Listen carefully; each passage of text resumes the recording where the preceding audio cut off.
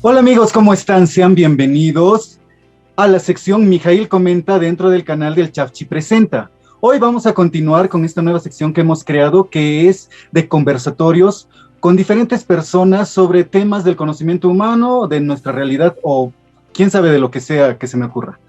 Bueno, pero hoy día tenemos algo muy importante de qué hablar. Es el Día Mundial del Teatro, 27 de marzo. Así es que hoy tengo a dos amigos, compañeros de las artes escénicas, de las tablas, con quienes vamos a hablar sobre lo que es el teatro, la actualidad en el teatro, las artes escénicas y demás. Y bueno, no tengo mucho más que decir, sino voy a presentarlos. Y en este momento, bueno, vamos a comenzar con Marcelo Farfán Ábalos, quien es miembro fundador de Incarri Creación Artística, es artista escénico. Marcelo, ¿cómo estás? Muy bien, muchísimas gracias, Miguel, por la invitación. Es un placer poder estar el día de hoy con ustedes y poder conversar acerca del teatro tecnomediado, digital, sumamente interesante en tiempos de pandemia, cómo podemos tener mayores oportunidades para jugar con las liminalidades artísticas, qué es teatro, qué es arte. Va a estar bueno el día de hoy, muchas gracias. Gracias, Marcelo. Y también estamos con Daniel Asensio Falla, quien es director de teatro y director de Ilusión Colectiva. ¿Qué tal? ¿Cómo estás, Daniel? ¿Qué tal, mija? Gracias por la invitación. Un placer, como siempre, conversar contigo, también con Marcelo y un poco para buscar generar diálogos sobre esto a lo cual nos dedicamos, que es el teatro. Gracias, Daniel. Bueno, sí, amigos, básicamente nosotros, como les lo habíamos dicho, hacemos teatro, somos artistas escénicos y estamos metidos en esto de hacer teatro. Ya años que llevamos en esto. Y básicamente, bueno, en el canal han podido ver un poco de lo que hago yo como Mijail o lo que hace Chavchi, pero obviamente en el mundo, y mucho menos en el Cusco, no soy el único, soy uno más dentro de millones de personas que nos dedicamos a este arte tan maravilloso, pero es tan importante poder hablar sobre él, hablar sobre este arte y también compartir experiencias y queremos que ustedes también conozcan un poco más. Hemos estado viendo qué podemos hablar sobre el teatro, pero lo primero y lo más importante es qué cosa es el teatro. Básicamente empezando por eso, ¿no? Muchas veces podemos entenderlo así como que, ¿qué es el teatro? Es una idea, ¿no? Que mucha gente tiene. Creo que todos tienen una idea, aunque sea muy básica del teatro, pero empezando esta conversación, ¿qué es el teatro? Daniel, Marcelo, ustedes con su experiencia, ¿qué nos pueden comentar para ustedes, qué es el teatro? ¿Qué entienden por teatro? O simplemente después de mucha experiencia, mucha vida en este arte, ¿qué es el teatro? ¿Quién se anima a empezar? ¿Qué es el teatro? ¿Daniel? A ver, yo arranco yo. Esa es una de las preguntas más difíciles de responder en la historia de todas las artes, ¿no? Yo te quiero compartir dos conceptos, uno que es de mi director favorito, que es Jerzy Grotowski, y uno más personal, ¿no? Grotowski decía que el teatro es aquello que sucede entre el actor y el espectador, destacando esa propiedad comunicativa que tiene el teatro como generador de comunidad y de encuentro entre personas, ¿no? El teatro es un encuentro, es un compartir. El modo como se comparte es indiferente, pero mientras exista alguien que tiene algo que compartir y alguien que quiera recibir eso, el teatro existe, ¿no? Y a nivel personal, para mí el teatro es un modo de vida y es una tradición, ¿no?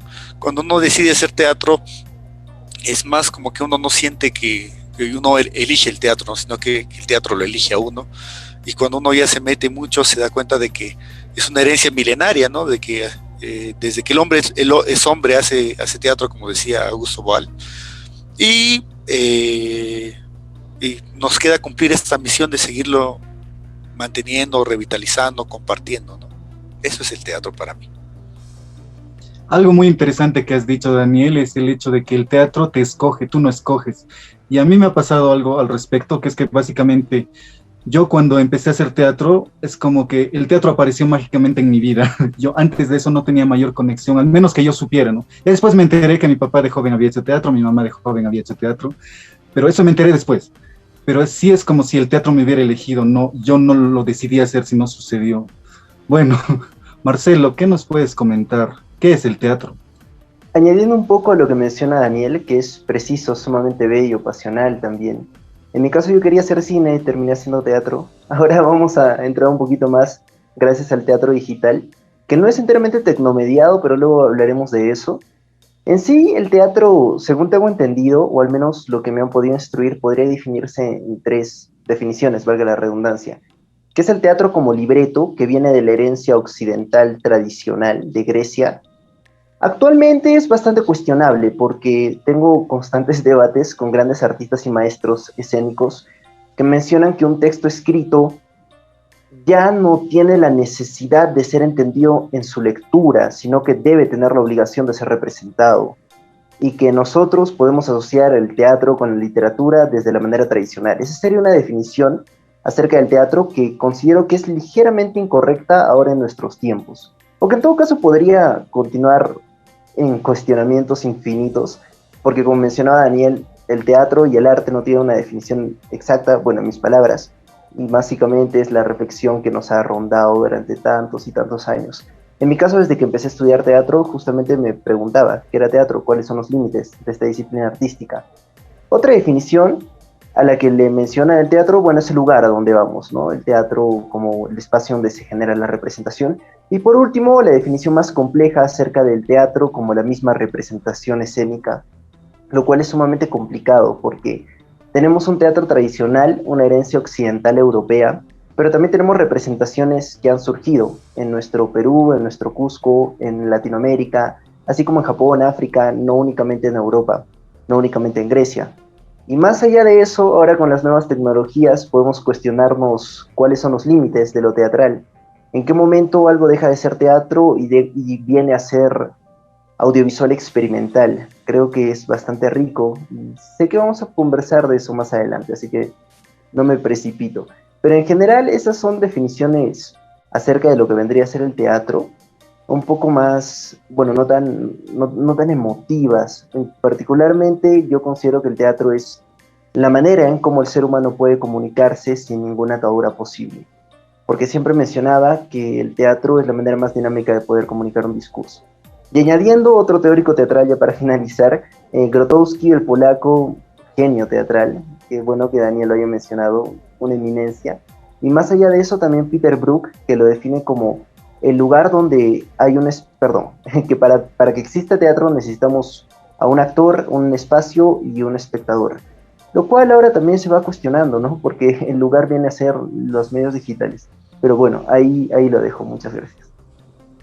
Sí, en realidad, básicamente, yo también me he puesto muchas veces a pensar, ¿no? Incluso a buscar en internet, a analizar un poco, a ver mi propia experiencia, qué es el teatro, ¿no? Y es una respuesta complicada porque creo que nosotros tenemos básicamente como sociedad en la que vivimos una idea del teatro en general que, si no me equivoco, viene de Europa. Básicamente, cuando pensamos en teatro, pensamos en la forma del teatro como viene de Europa, ¿no? Como nació en Grecia y se fue desarrollando en Europa y luego llegó hasta aquí. Pero no es que solamente el teatro ha sido así siempre, o al menos lo que se puede conocer como teatro. Y es algo que yo, claro, cuando empecé a hacer teatro no lo entendía, pero pasando el tiempo, como que empecé a darme cuenta, sí, se me prendió el foquito y me di cuenta, eso nomás no es teatro. Y es algo que también estaba mencionando Marcelo, y muchas veces cuando hemos conversado con Daniel en el pasado, pues es algo que tenemos, creo, muy claro ahí. Y me gustaría también ya ir tocando ese tema que es tan interesante sobre el teatro no occidental, por decirlo así, que luego va a aterrizar en el teatro que tenemos acá, o lo que se puede entender como teatro o teatralidad que tenemos, digamos, en el Perú o en el Cusco, que, bueno, es un poquito lo que nos atañe más. Por ejemplo, Daniel, ¿qué nos puedes comentar sobre el teatro no occidental o no europeo? Bueno, es un tema también bastante largo, ¿no? Que le he dedicado algunos añitos de estudio también. Pasa que en el colegio nos enseñan, ¿no? Que el teatro tiene su origen en Grecia y venía de los ritos al dios Baco, ¿no? Pero eso es contar la historia desde una perspectiva del 10%, bueno, dejando al 90% de la humanidad fuera de la historia, ¿no es cierto? y como le gustaba a nuestro amigo Foucault, es más interesante ver lo que está en la sombra que lo que está en la luz, ¿no es cierto? Yo creo que el teatro tiene orígenes múltiples. Toda cultura ha vivido un origen del teatro. Desgraciadamente la historia la cuentan los que escriben la historia. Entonces hay una clara visión de invisibilizar a las culturas originarias como madres también del teatro, ¿no? Y para un poco categorizar y también para hacer una crítica hacia las categorizaciones, Eugenio Barba hacía una categorización de 3 tipos de teatro, ¿no? El teatro occidental, el primer teatro; el teatro oriental, el segundo teatro; y a nosotros en las Américas nos tocaba hacer el tercer teatro, ¿no? Y estaba muy de moda en los 80, 70 hablar del tercer teatro como una revolución, incluso en Europa, en esa época, Yuyashkani, Cuatro Tablas, La Candelaria, el TEC de Cali, iban mucho a Europa, ¿no? Porque éramos la novedad, lo raro, lo bizarro, ¿no? Si bien Barba no tenía esta intención de poner jerarquía de que primero Europa, luego Asia, y luego las Américas y África, sí se sentía así, ¿no? Y también se volvió una excusa para categorizar el trabajo en mediocridad. Y tal es así que Barba después reniega mucho de ese mismo contexto, ese concepto, y lo retira, ¿no? Pero esa idea de tercer teatro también nos obliga a pensar en un nuevo descubrimiento de América. Es como que Europa redescubre que existe América y que, bueno, los indios también hacen teatro, ¿no? Y sin embargo, la teatralidad abunda en nuestra realidad, ¿no? También Barbas, después en su diccionario teatral, El arte secreto del actor, finalmente llega a la conclusión de que tanto danza, canto y el teatro eran una sola arte, ¿no? Y efectivamente, si uno mira lo que Grotowski llamaba manifestaciones parateatrales, como en las fiestas tradicionales, los 3 elementos están juntos, ¿no? Hay música, hay danza y hay actuación, ¿no? Y a mí me gusta mucho citar este ejemplo de la danza de las guayatas, ¿no? Que es altamente dramática, ¿no? Hay hasta estructura dramática, si quieres decirlo, ¿no? Hay un coqueteo, luego hay un clímax donde la guayata se muere, la mujer llora, pero la guayata resucita y se van juntos, ¿no? Y cada danza es una historia, cada danza es una mini obra, ¿no? Y inevitablemente es un devenir de las culturas, ¿no? Y esa es mi opinión al respecto. Sí, realmente es interesante escucharte comentar ya con un poco más, siempre citando autores, porque es súper importante.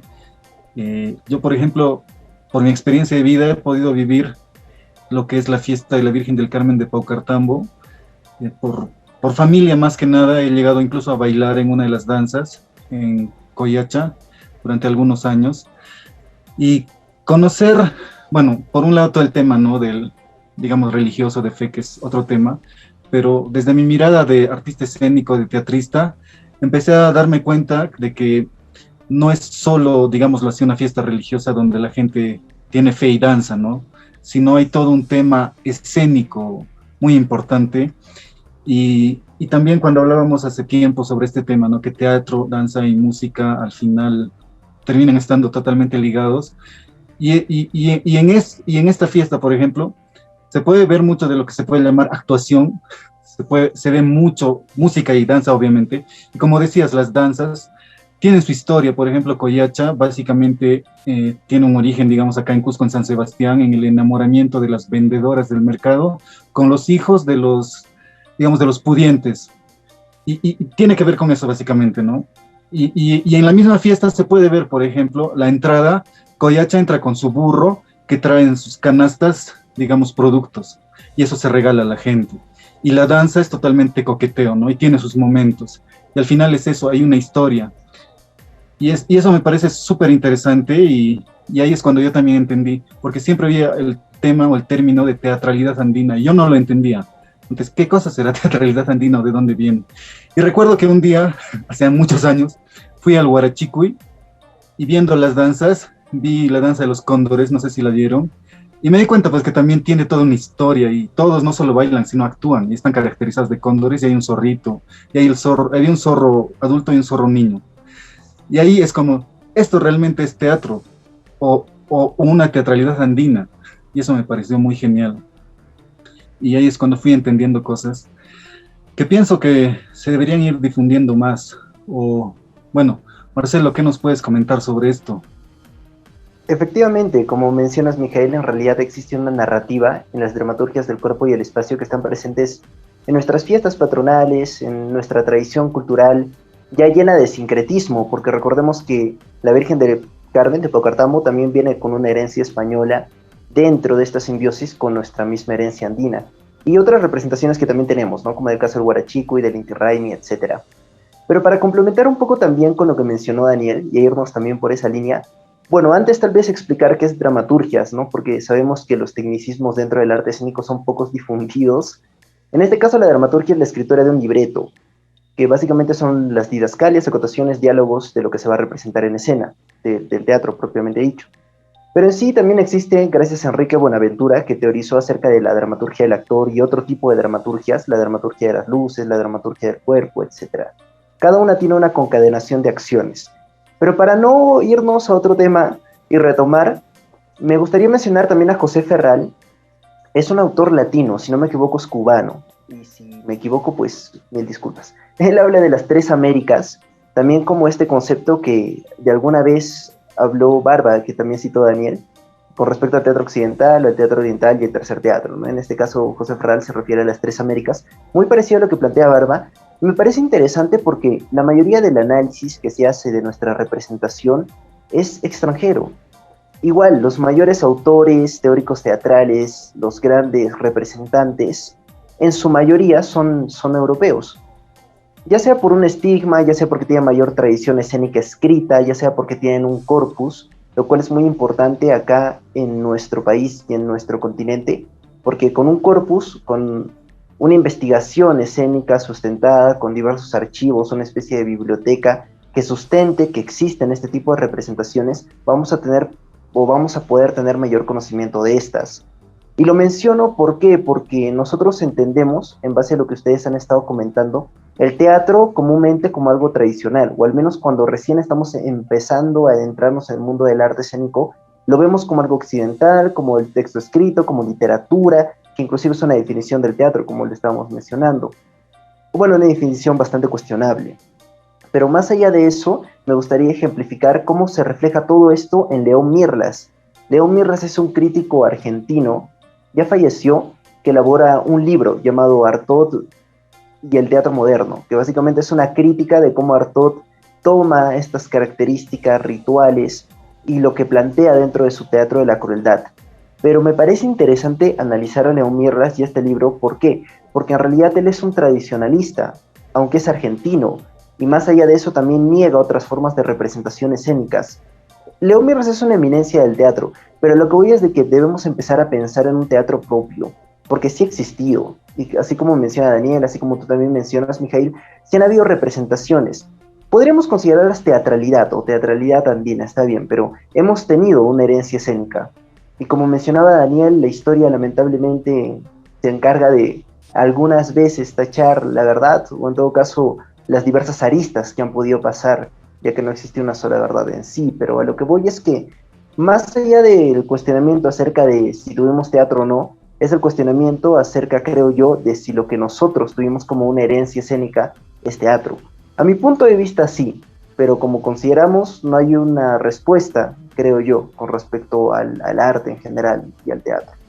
Pero ese podría ser mi aporte, ¿no? Mi ligero aporte con respecto a estos cuestionamientos.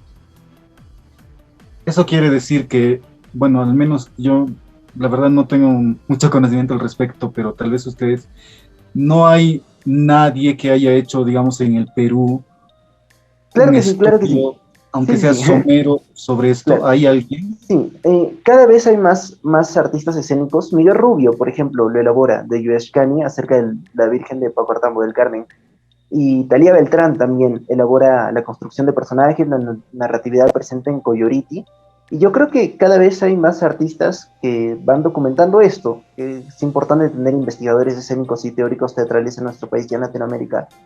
Y sí, sí hay, solo que la información es difícil, de difícil acceso, muchas veces no es conocida, inclusive en los mismos artistas, pues, pero sí hay, estoy seguro que Daniel también conoce unos cuantos.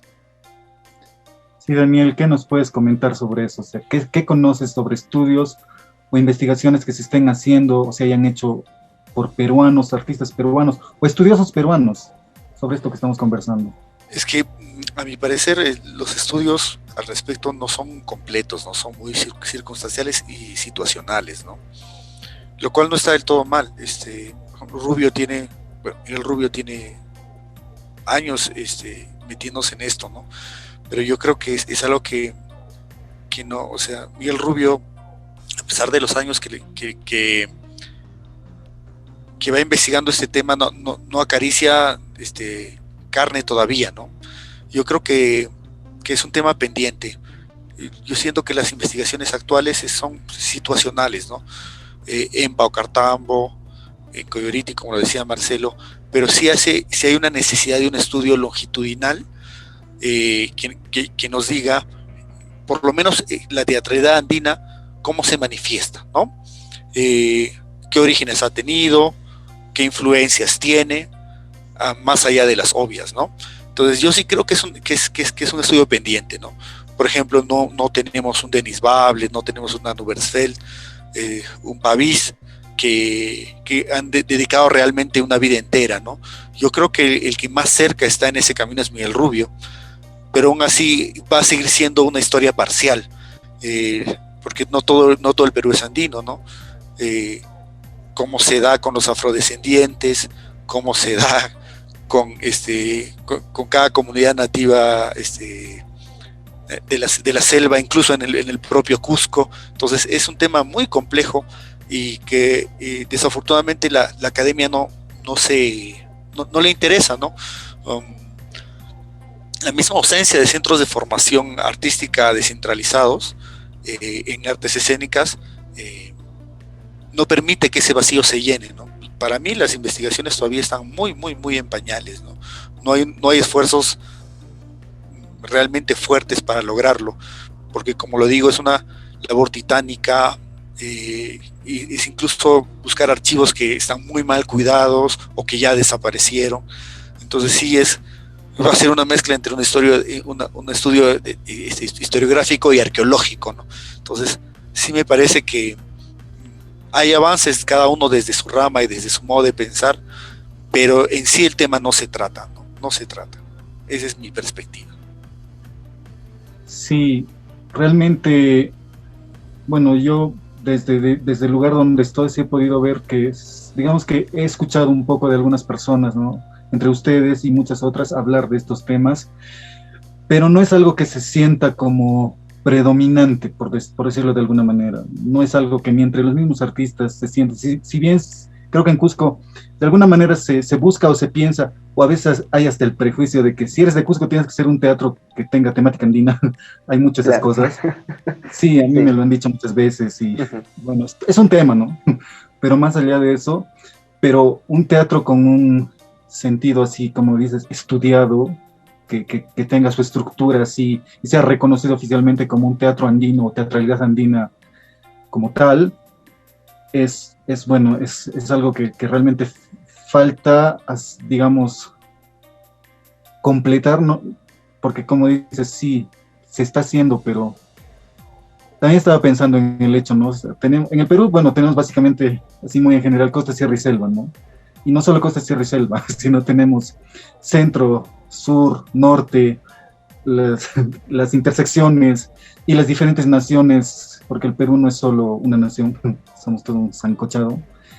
Entonces, cada uno de estos lugares, cada una de estas culturas, de estos pueblos, tienen su propia teatralidad. Que bueno, al menos el lado, digamos, del Ande lo podemos entender como teatralidad andina, pero seguramente hay una teatralidad selvática, una teatralidad, no sé, costeña, una teatralidad afrodescendiente, criolla. Realmente es un tema grande y ojalá que pueda esto seguir creciendo, más interés, ¿no?, de los artistas y de los estudiosos. Y qué bueno que hay personas que lo están haciendo, pero bueno, ojalá nosotros también podamos en algún momento echarle una mirada un poquito más fuerte a esto, dependiendo también de en el lugar que estamos, ¿no? Porque cada quien está en su viaje. Sí, pues, Realmente o sea, es un tema, sí. sí, perdón, continuando. Mm, Igual nuestra herencia académica es bastante corta. Como mencionaba Daniel, yo creo que un tema muy importante del cual hablar es el centralismo que tiene nuestro país desde la colonia y que se va reflejado también en la instrucción del arte escénico. Porque ahora tenemos no solo el ENSAT, no solo la Pontificia Universidad Católica, también la Científica del Sur, la Universidad Peruana de Ciencias Aplicadas, que tienen la carrera de artes escénicas, y justo estas nuevas generaciones tienen este interés por querer investigar y generar un corpus acerca de nuestras representaciones, de nuestra teatralidad, lo cual es sumamente complejo, porque la mayoría de estas personas son limeños, son capitalinos. ¿Y cuál es el inconveniente? Que por un estigma ellos también tienen cierta separación, no tienen tanto encuentro, no tienen tanta vinculación y conexión con este tipo de representaciones o culturas, porque recordemos que el Perú tiene 48 lenguas originarias y cada una de ellas tiene una comunidad no solo lingüística, sino tradicional propia. Hablamos de 4 en la sierra y 44 en la selva, entonces es sumamente complejo poder encasillar todo eso en una sola definición, como mencionaban, de teatralidad andina, de teatralidad amazónica. Es sumamente complejo y creo que eso pasa también en otros continentes, en otros países, en África, en Asia, etcétera.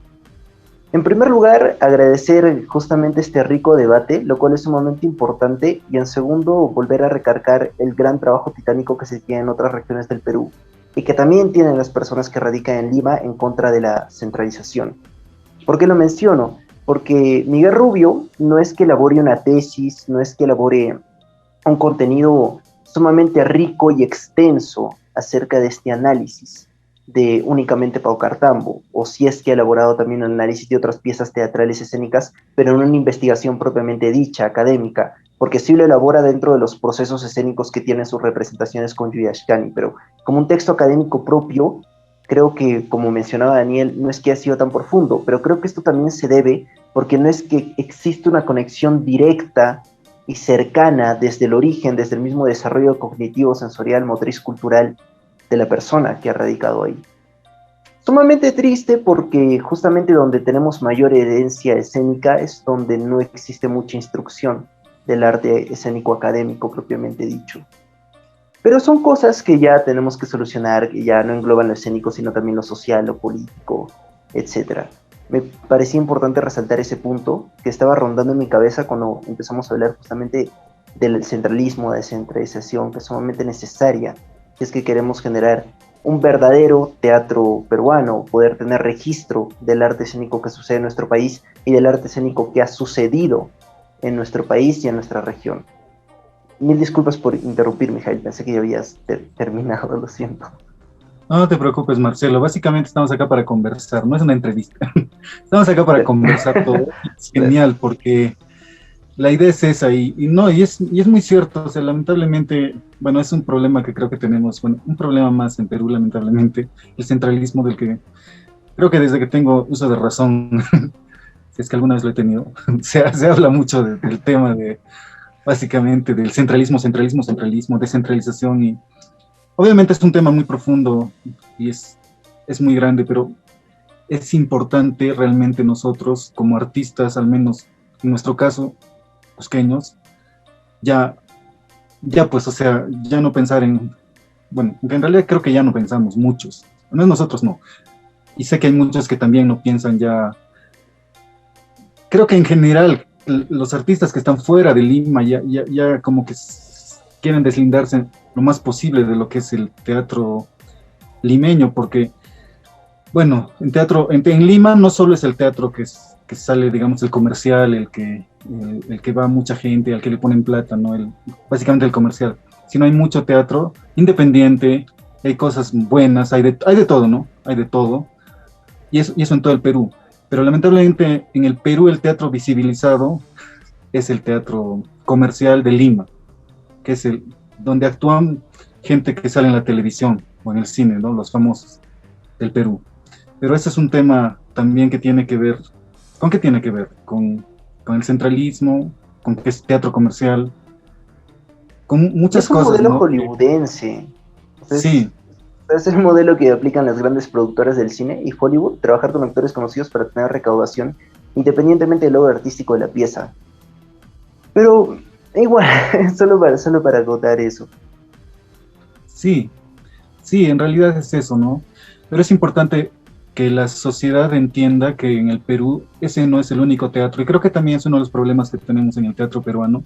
Creo que la sociedad en general entiende como teatro, por un lado, el teatro, digamos, europeizado o que heredado de Europa, y por otro lado, el teatro de Lima, el comercial, donde salen los famosos de la tele.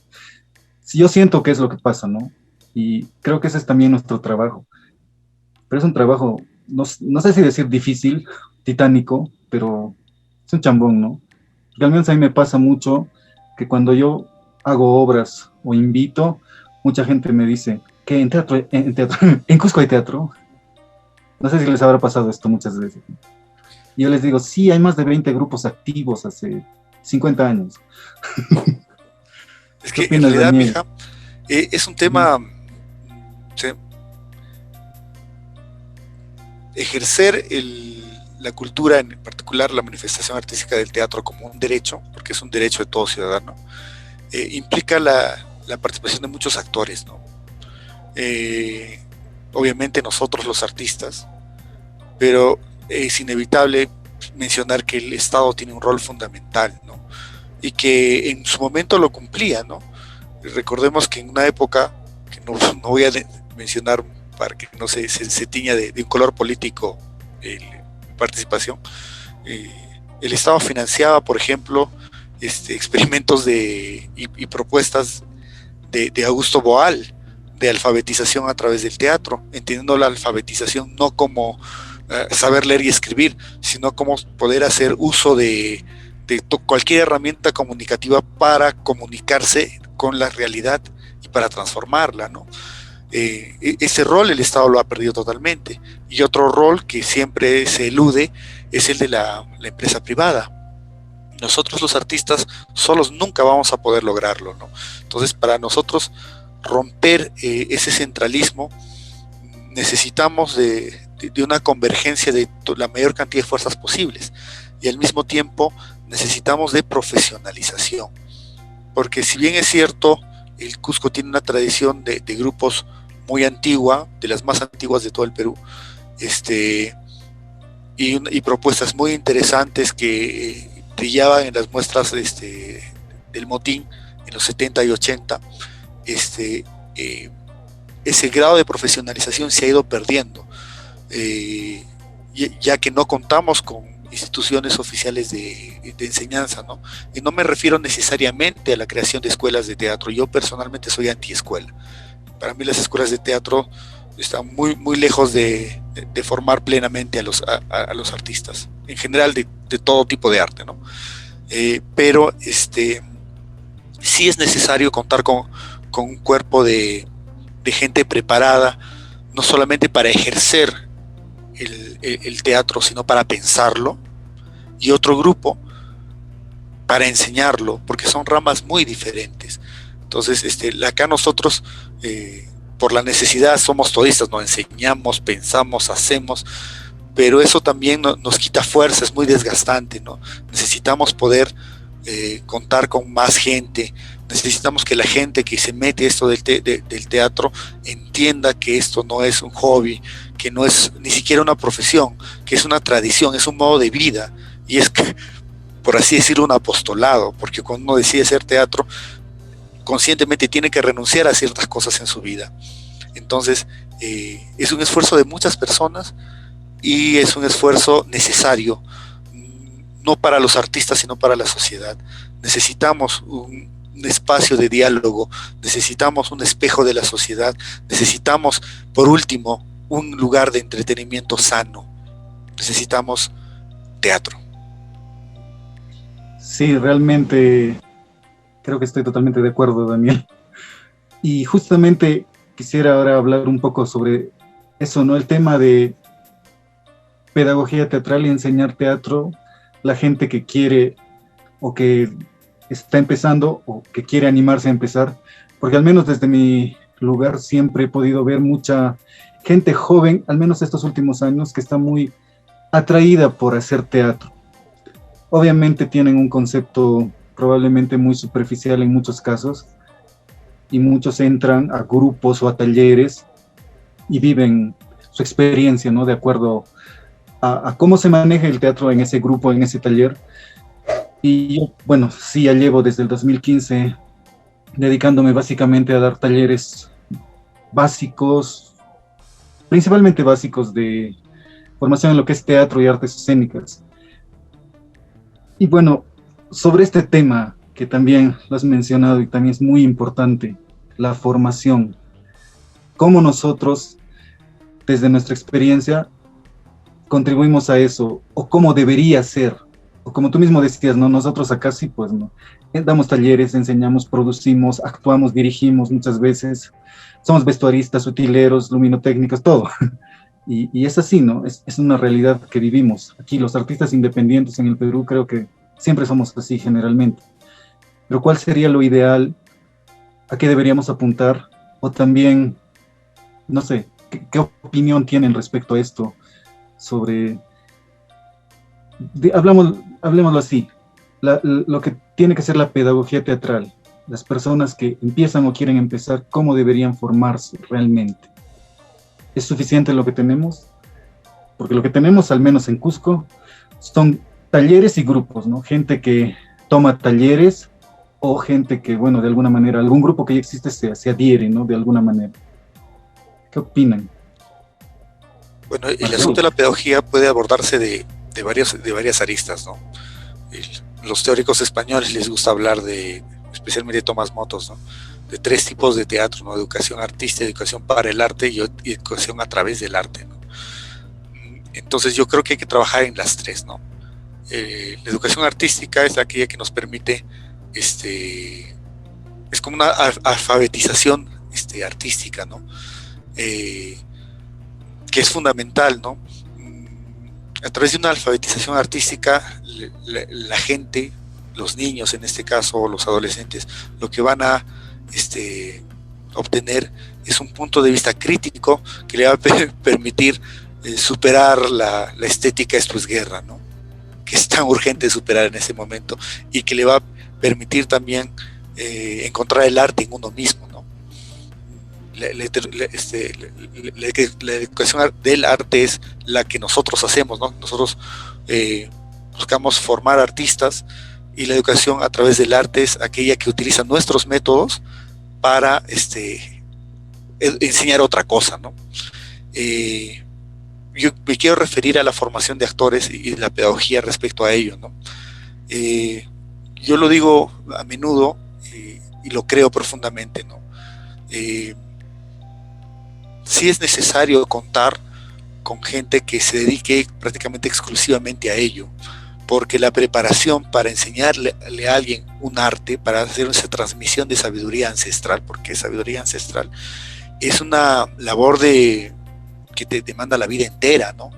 Y que desafortunadamente nosotros no podemos cumplir al 100%, porque tenemos que producir, porque tenemos que pensar también, o tenemos que ganar la vida, entonces el tiempo no da, pero sí es necesario contar con un grupo de profesionales. Las experiencias que se tienen, por ejemplo, de las carreras de pedagogía artística de la Escuela de Música y de la Escuela y del ESABAC, bueno, de la Universidad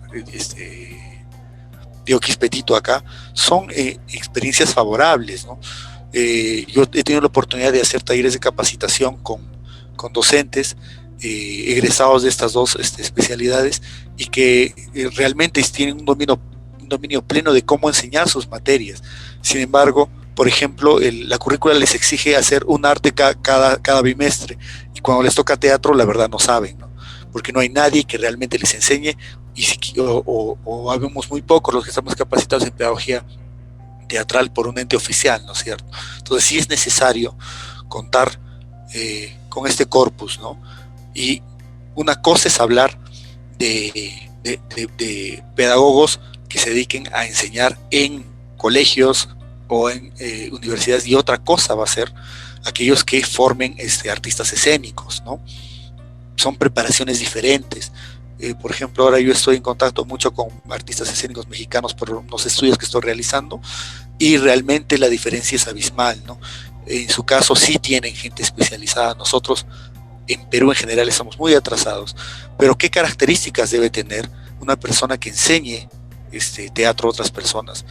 Me quiero remitir otra vez a Grotowski, ¿no? Grotowski hablaba del actor santo y decía que si es que el actor debía ser santo, el maestro del actor debe ser prácticamente un Buda, ¿no? Por eso es que en una época le decían Gurutowski, ¿no? Vacilándose de él, ¿no? Pero más allá de la analogía que hacía Grotowski, sí me parece de que aquel que enseñe teatro, más allá de ser un buen actor, tiene que ser un modelo de persona, un modelo de ser humano y un modelo de artista, en el sentido de que el arte es un espacio de compartir y no de discutir, de aprender y no de lucir. Y esa es mi reflexión al respecto. Muy bien, Daniel, gracias. Realmente, sí, pues es mucho que tenemos que pensar, ¿no? Y como decías, parece muy importante, por mencionar esta clasificación que hiciste al inicio, sobre, creo que de alguna manera existen, bueno, al menos en el Perú, estas formas, pero creo que son muy someras la manera en que se aplican, ¿no? Porque, bueno, digámoslo así, educación para el arte en colegios existe, pero yo he tenido la experiencia de ser profesor en un colegio de arte y he salido decepcionado. Bueno, formar artistas sí también existe, sea con escuelas o sea mediante talleres o grupos, existe, pero bueno, de diferentes, no sé, las experiencias son diversas. Y por otro lado, a través del teatro sí también existe, pero también realmente no sé qué tanto quienes buscan, digamos, enseñar a través del teatro o utilizando el teatro, por decirlo de alguna manera, qué tanto lo utilizan de la manera correcta o ven un beneficio real en el sentido de que quieren lograr un objetivo real, o es justificar algo para decir, hemos hecho, y justificar algo que muchas veces también he visto. Realmente estas cosas, también es que es un tema muy amplio para analizar, pero Marcelo, ¿qué nos puedes comentar sobre esto? Sumamente interesante y sumamente complejo también, porque no tenemos una herencia pedagógica teatral como en otros países. En otros países donde sí existe la carrera, más que todo en Europa, de pedagogía teatral, la carrera de ingeniería teatral, la carrera de dramaturgista, que es básicamente como un historiador del texto escrito o de la representación que se puede elaborar, porque no necesariamente se va a basar en un libreto, puede ser simplemente una concadenación de acciones o basada en un storyboard, en una secuencia, etc. Con respecto a la pedagogía, yo considero que en Perú tenemos grandes retos en el hecho de descubrir que el teatro no es actuación. Para poder aportar un poquito más a lo que mencionó Daniel y no repetir lo mismo, considero que hay ese gran estigma, que las personas que entran a teatro quieren ser actores o la mayoría quieren ser famosos.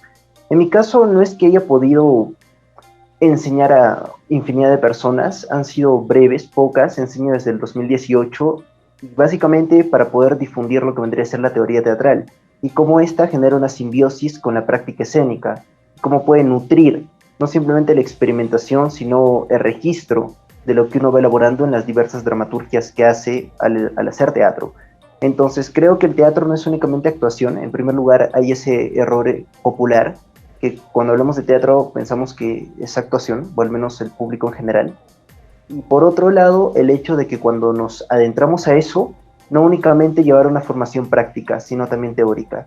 Porque así como cualquier otro tipo de disciplina o profesión o filosofía de vida, existe todo un bagaje de investigación académico que merece ser revisado. ¿Para qué? Para poder reflexionar en torno a eso, para poder conocer a profundidad cuáles han sido los avances no simplemente históricos, sino estéticos del arte escénico.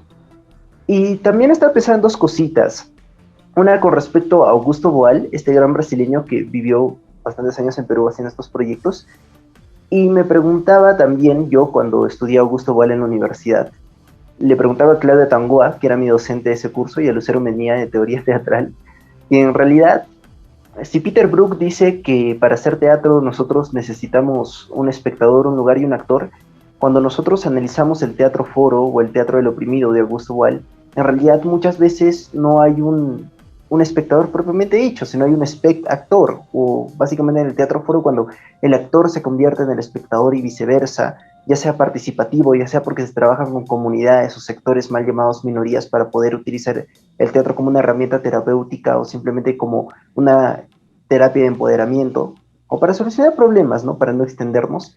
Ahí no hay estas tres características del teatro que plantea Peter Brook, que es este genio inglés también erudito del arte escénico. Pero eso para cerrar paréntesis me pareció muy interesante. Y lo otro que quería hablar, pero no quería interrumpirles, era acerca de la cultura de consumo. No solo de Perú, sino también de Sao Paulo en Brasil, que ahí está Melanie Rojas, es una integrante de Incarri, y también en Argentina. En Córdoba radica Oriana y en Buenos Aires radica Laura, que también son grandes representantes de Incarri. Yo estoy muy agradecido con todas ellas por brindarme la oportunidad de trabajar con ellas. Y en sí, ellas que han tenido este privilegio, esta oportunidad de poder estudiar el arte escénico de manera académica fuera del país, mencionan constantemente que no es que solo en Perú, no es que solo en Cusco hay una poca cultura de consumo, sino que también existe en Brasil, en Sao Paulo y en Córdoba y en Buenos Aires. Pero cuando hablamos de teatro independiente, ¿por qué? Porque no hay una tipología de audiencias.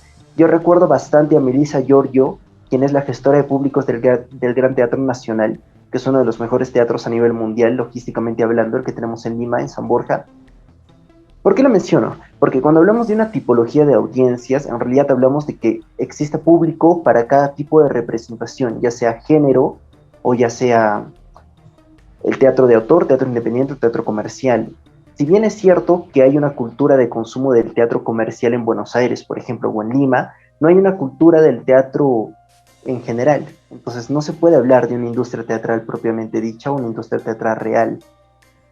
Eso enlazándolo, que era lo que quería mencionar antes, y ahora que me pongo a pensar, cuando hablamos también del teatro tecnomediado, que es una temática muy curiosa que me gustaría tocar, si es que ya estamos terminados con lo de la pedagogía, que es también muy imprescindible, que en sí lo que pasa creo con el teatro digital, tecnomediado, etcétera, es que nos brinda la oportunidad de tener una mayor amplitud de público, pero si es que no existe una cultura de consumo ni siquiera presencial, ahora hay otras limitaciones, pero nos da la oportunidad de poder tener público fuera del país o público en lugares donde existe una cultura de consumo, o no limitarnos a la cantidad de personas que puedan entrar a una sala, a un auditorio, a un teatro, a un espacio donde se elabore arte.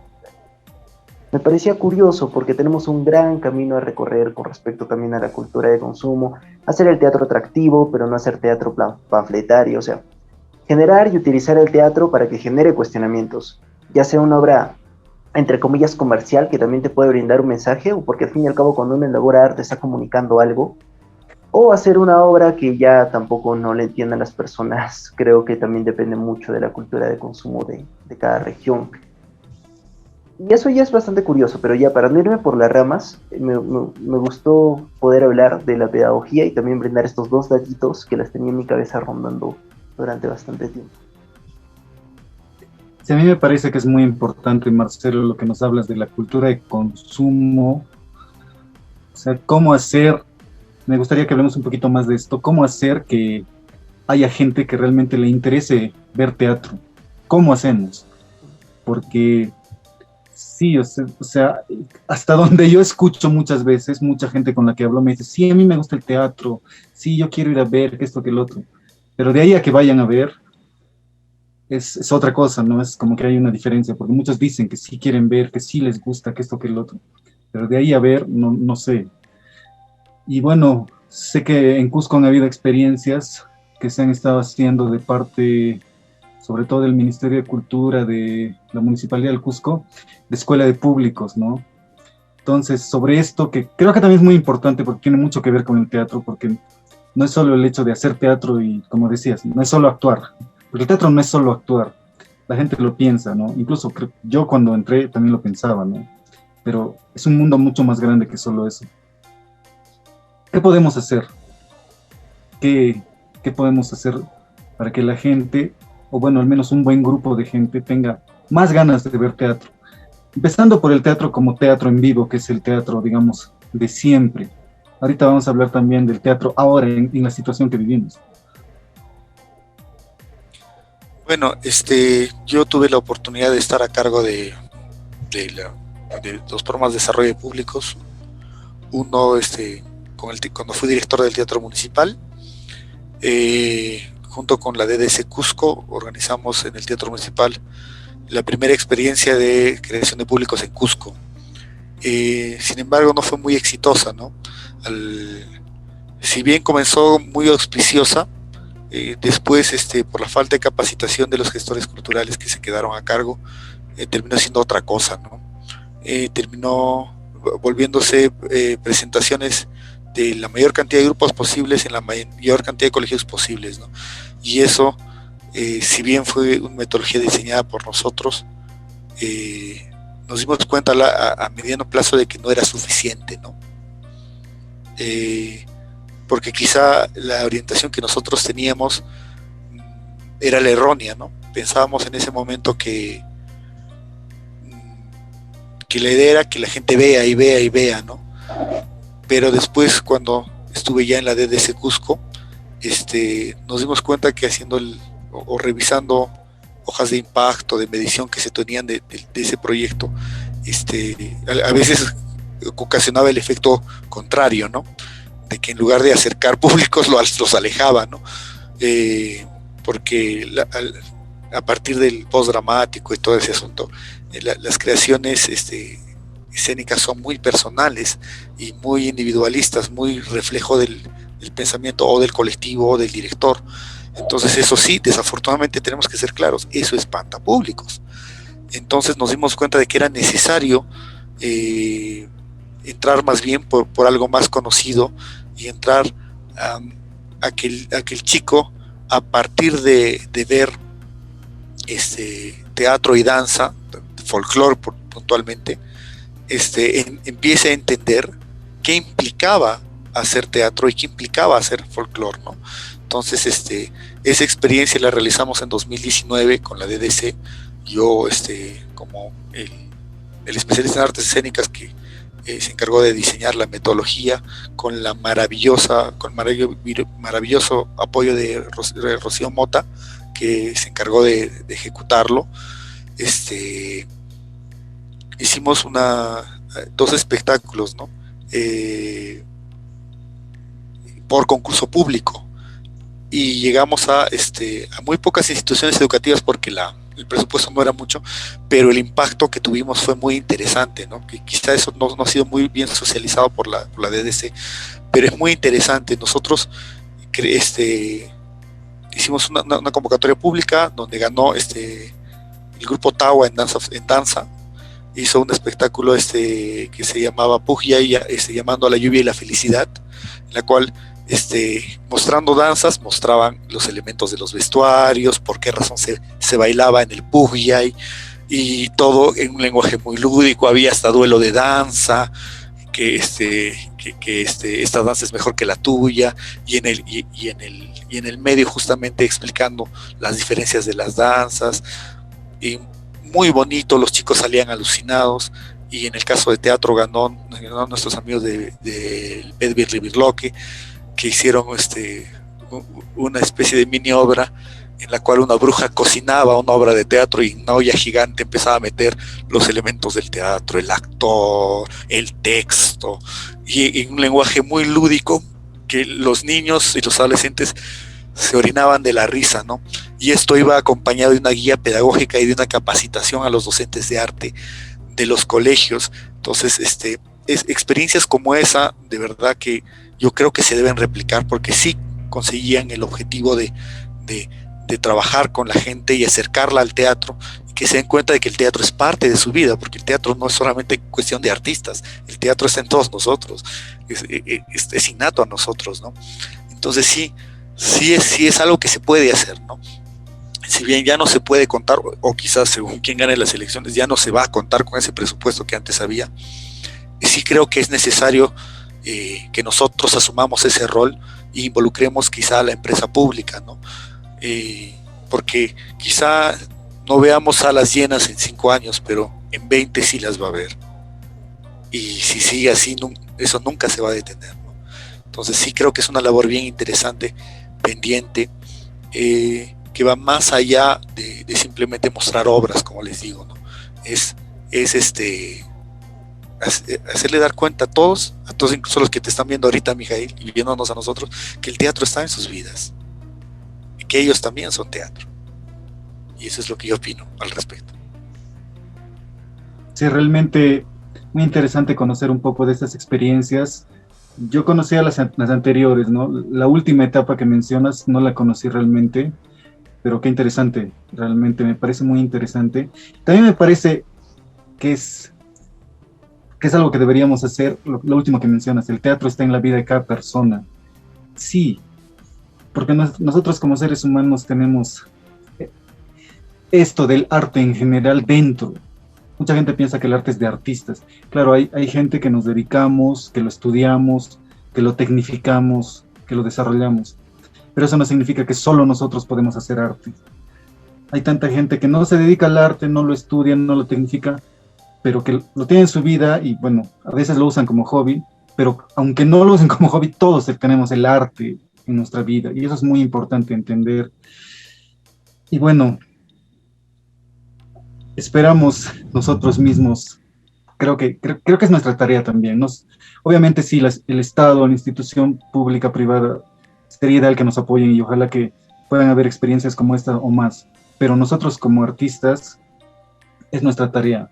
Si bien es cierto que tenemos muchas veces este tema de, bueno, queremos presentar espectáculos o dar talleres, muchas veces o porque queremos, no sé, expresarnos a través de ese espectáculo o porque queremos generar un sustento, porque es nuestro trabajo al final del día, pero también parte de nuestra vida como artistas escénicos, como teatristas, es precisamente hacer que el público, la gente entienda estas cosas. Y como tú dices, ¿no? Poder tener salas llenas más adelante. Hay muchas experiencias, pero quisiera que Marcelo nos comente un poco también. Él ha puesto el tema, ¿sí? el tema, sí. Ahora asume la responsabilidad y coméntanos. Sí, sumamente importante, totalmente de acuerdo con lo que mencionan. Y en sí me interesa mucho esta temática, inclusive fue mi tesis de bachillerato, la gestión de públicos para formar una industria teatral en otras regiones del Perú, que no es Lima. Y lo elaboré en base a nuestra ejemplificación, en base al colectivo que tenemos con grandes representantes, creo yo, de estas nuevas generaciones que surgen, a los cuales aprecio mucho y de no ser por ellos nunca habría existido Incarri. Oriana Flores, Leo Infantas, Oriana Flores, que es hija de dos grandes artistas escénicos aquí, también Carmita Pinedo y César Flores. Aparte de Leo Infantas, como mencionaba, Laura Lucía, Michelle del Castillo, muy agradecidos con todo ese equipo, Melanie Rojas, Brenda Barini, Alexandra López, Walsos, también la banda sonora, Jordan Paul, Sharon González en la fotografía, espero no haberme olvidado de ninguno de ellos.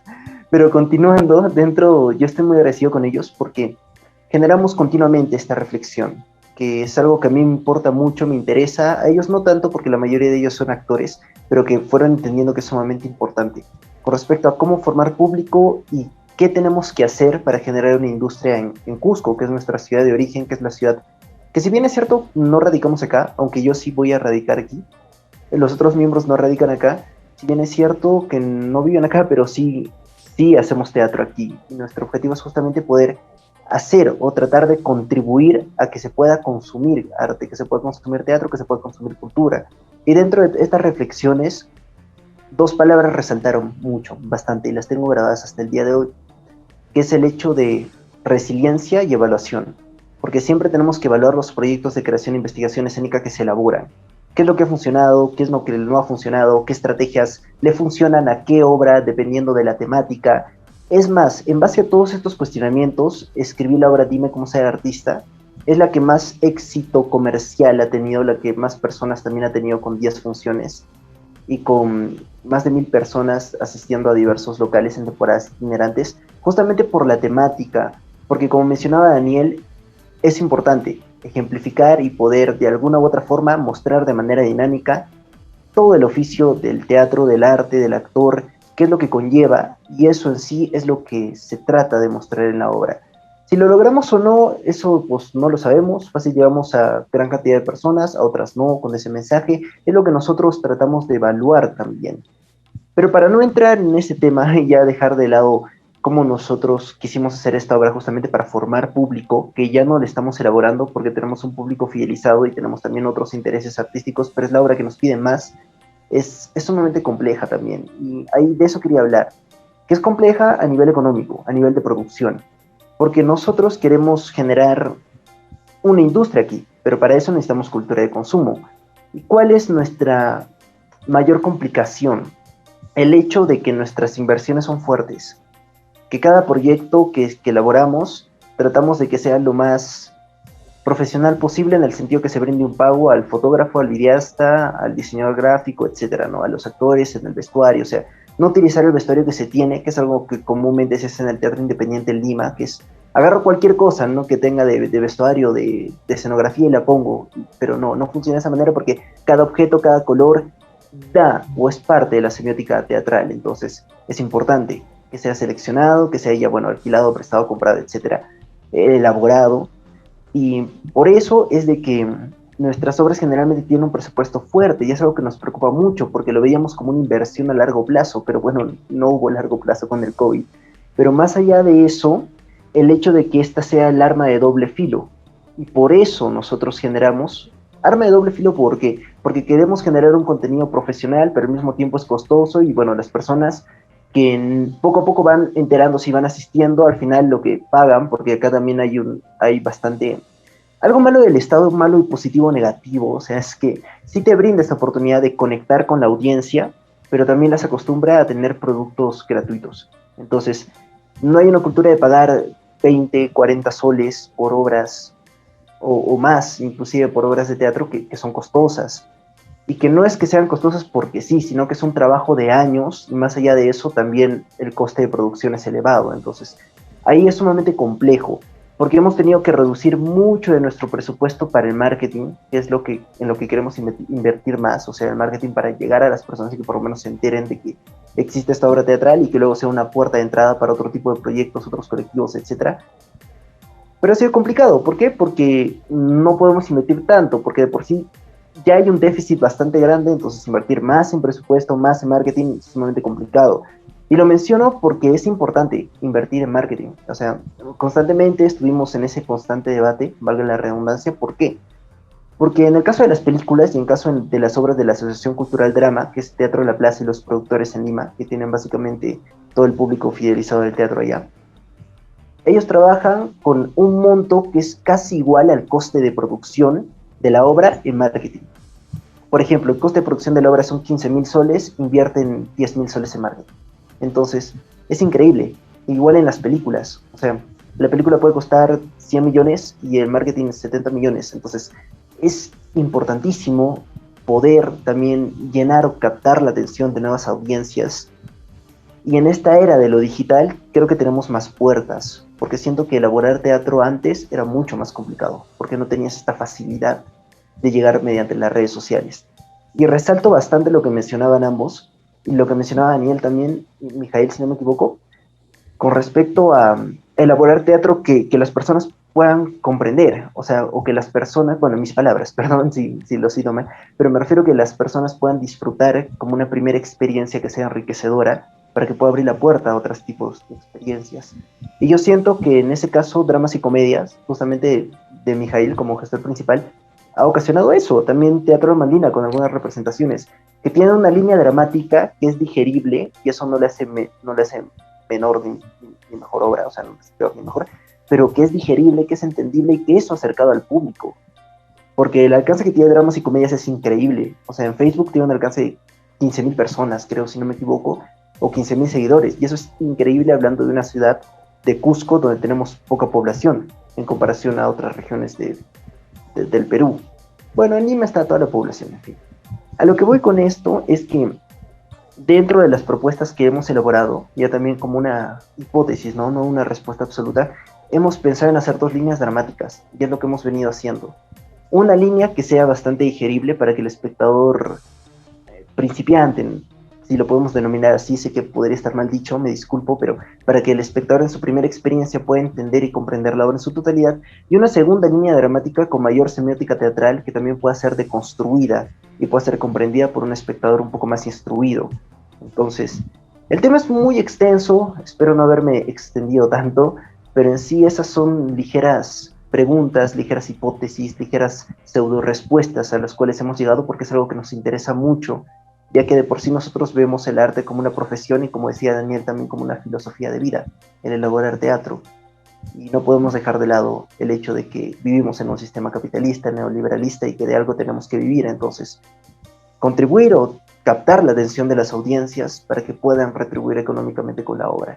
Igual eso no cobra únicamente el coste de producción, ¿no? Los auspicios, las alianzas, la ayuda tal vez estatal, de la empresa privada, lo cual acá es muy difícil. Y acá hemos tocado puertas. Porque en Lima, como hicimos una obra de adultos mayores del asentamiento humano Villaventuro, allá sí contactamos con diversas empresas privadas que nos brindaron ya sea catering o nos brindaron presupuesto.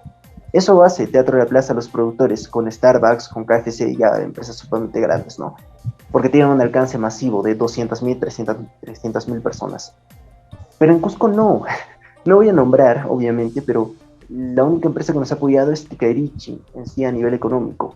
Pero otras empresas privadas no nos han brindado esa oportunidad, ya sea porque se sabe de que existe poca cultura de consumo, no se le da importancia al arte en general, pero recalco que dentro de toda esta labor titánica no simplemente es la labor de los artistas, la labor de las estrategias, la labor del Estado, la labor del sector privado, la labor de muchos otros factores que también involucran al mismo público.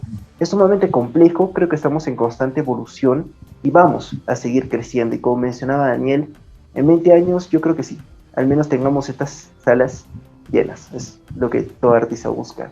La satisfacción de poder tener personas que puedan observar su trabajo, ya sean muchas o pocas, pero no tener este cuestionamiento de he podido recuperar lo que he invertido, voy a tener mañana para comer. Eso es lo preocupante. No pensar en eso algún día, sino llegar al hecho de wow, pude comunicar mi proyecto, pude dar a entender lo que yo quería darle a entender al espectador, pude generar reflexión en él, pude tener una pequeña contribución en el mundo artístico.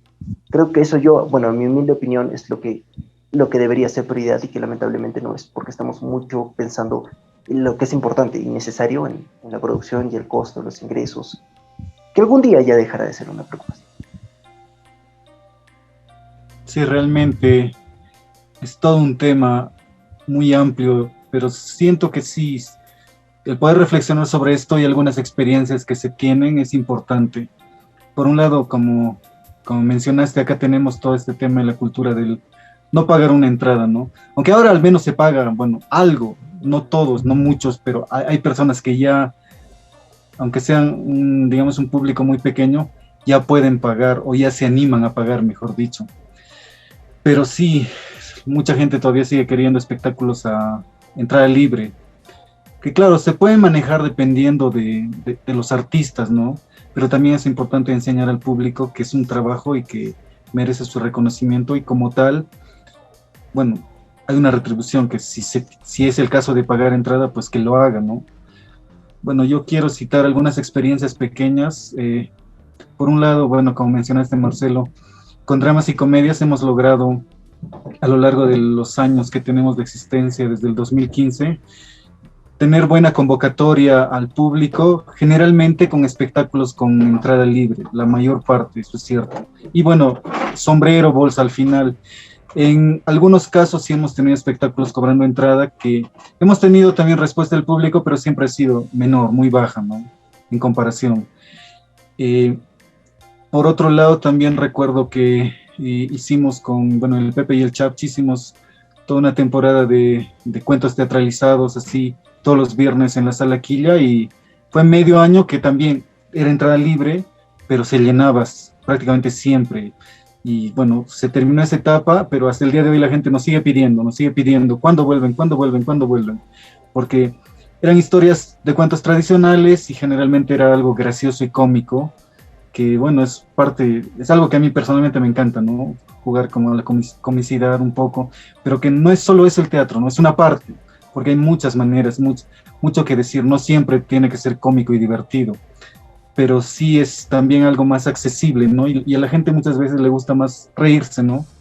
No necesariamente le gusta pensar, o le gusta ir a una historia que sea más, no sé, más dramática, más dura, pero eso también es debatible y muy cambiante.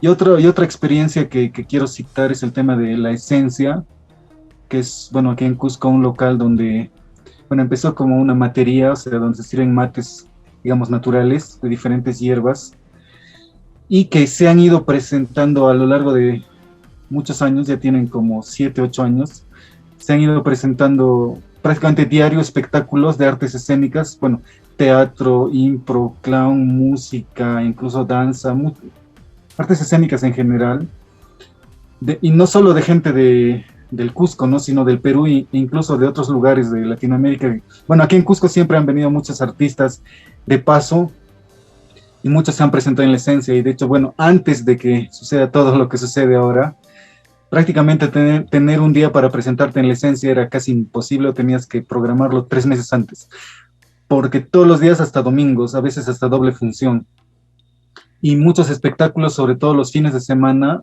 viernes, sábado, y si había domingos, ya eran cobrando entrada, 10 soles, que tal vez no es mucho, pero es. Entonces, creo que de alguna manera se ha avanzado y se está avanzando en esto de, digamos, de crear un público, pero es un trabajo que aún se necesita seguir dándole, y creo que como reflexión es importante que también lo que se presente sea accesible, porque sí, hablando con Panchito, que es el dueño de la esencia, Pancho, él siempre me decía, ¿no? Hay muchas obras que la gente ve y no quiere volver a ver porque dicen, pueden ser obras complicadas, no sé, posmodernas, yo qué sé, postdramáticas, que espantan, como lo dijo Daniel, y la gente mira eso y ya no quiere ver. O también a veces es porque hay personas que tienen una preconcepción del teatro como algo aburrido, no sé, un teatro súper clásico, dramático, así, o muy, no sé, muy literario, por decirlo de alguna manera. Pero es nuestra chamba como artistas también, hacer esto, que la gente se entere y vaya a ver, y nos vea, porque también es eso, ¿no? Es eso, y esto no es solo para nosotros, es para todos los compañeros que trabajamos en esto, y para las generaciones que vienen y que vendrán. Y bueno, al final del día es nuestro trabajo, y si no viene el público, ¿qué hacemos? ¿Qué hacemos? Muy bien. Quisiera ahora que hablemos un poco de la actualidad del mundo del teatro, y cuando hablo de actualidad es cómo se está desarrollando el teatro en esta época de pandemia, básicamente. ¿Qué nos pueden comentar de sus experiencias digamos, ahora, estamos en una pandemia hace un año, no se puede hacer artes escénicas en el Cusco, o si se puede es muy limitado, extremadamente limitado, es tan limitado que creo que la esencia es la única que está haciendo. Honestamente, no sé si hay otro lugar. O, bueno, para hacer tal vez algunos ensayos o talleres puntuales, creo que hay por ahí, pero en general no se puede. ¿Qué experiencias tienen? ¿Cómo lo ven? Y creo que aquí entra un poco esto del teatro tecnomediado, ¿no?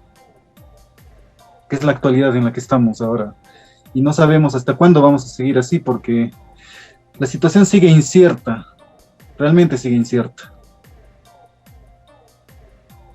¿Quién comienza con este tema? Bueno, este tema nos ha agarrado a todos, nos ha golpeado de manera muy fuerte, ¿no? No solo a nivel económico, sino nos ha privado de ensayar, nos ha privado de presentarnos, ¿no? Y es bastante complejo también. Personalmente yo disfruto de la convivencia, del intercambio, del famoso convivio, ¿no? Por eso incluso decidí no ver obras virtuales, ¿no? Porque no me siento cómodo, no me siento en el lugar correcto, ¿no? Tampoco quiero decir con eso de que el teatro tecnomediado no es teatro, ¿no? Es claramente un límite, ¿no? Está en el límite entre teatro y no teatro, teatro y video, teatro y cine, teatro y performance. Entonces está en el límite, ¿no? Pero sí me parece de que definitivamente uno se pierde de un montón de cosas, ¿no? Por lo menos a mí, que me gusta mucho percibir, oler, sentir, creo que intentar ver teatro a través de una pantalla sí me significaría un poco hasta de dolor, ¿no? Sin embargo, sí hemos intentado con el colectivo retomar una temporada que a la tercera función se cortó por el COVID, pero también es un desafío, o sea, es interesante porque, como lo decía Marcelo, estar en las redes sociales o de manera virtual te abre la posibilidad de tener mucho público, ¿no? Pero también otro lado positivo es que te fuerza a pensar el teatro desde otra perspectiva, ¿no? Cómo poder transmitir la mayor cantidad de sensaciones que la presencialidad, que el convivio trae a través de un medio digital, ¿no? Y sí es un reto interesante que en un momento asumíamos, ¿no? Pero sigue siendo doloroso. Es sin lugar a duda un hito en la historia del teatro mundial, ¿no? Porque las cosas nunca más van a volver a ser iguales, querrámoslo o no, ¿no? Yo sí siento que cuando termine esto la gente va a ir con mayor ímpetu al teatro solo por convivir, pero también creo que este teatro no va a desaparecer, ¿no? Van a seguir existiendo estas experiencias virtuales, estas experiencias teatrales también, porque no todo es teatro, también hay experiencias teatrales. Y creo que es un caldo de cultivo de una estética nueva también, ¿no? Que ya se ha venido experimentando desde John Yesurún, acá en Perú Íntegro, ¿no? Acá en Cusco Simbiontes, pero que lo vamos a llevar a otro nivel, ¿no?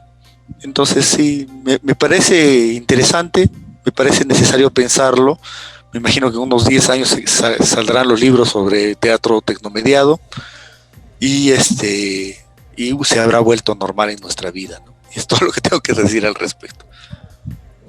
Marcelo, cuéntanos, creo que tú has tenido una experiencia también muy importante en este tema, además de lo que nos puedes contar que no sé, o que no sabemos. Claro. Estaba pensando, no me acuerdo, Dios. Hay un colectivo peruano justamente que ya estaba probando con este tipo, incluyendo la tecnología. Nosotros también intentamos hacer con Quispicay, que es una obra acerca, es curioso, porque es una obra acerca de la historia de la lingüística, representando a la reivindicación de nuestro idioma madre por el Año Internacional de las Lenguas Originarias. Ahí también aplicamos tecnología, pero hay este grupo limeño, creo que es Carlos Cueve, el director, no me acuerdo el nombre del grupo. La otra orilla. Experimentando. Lot. Exacto, claro, sí, ese mismo, gracias Daniel. Que también ha incluido bastante tecno, y lo mismo con Ernesto Barraza, que también es un director peruano, que él, es curioso ya para enlazar un poquito el tema, porque Ernesto Barraza analiza los fenómenos escénicos teatrales peruanos como postdramáticos.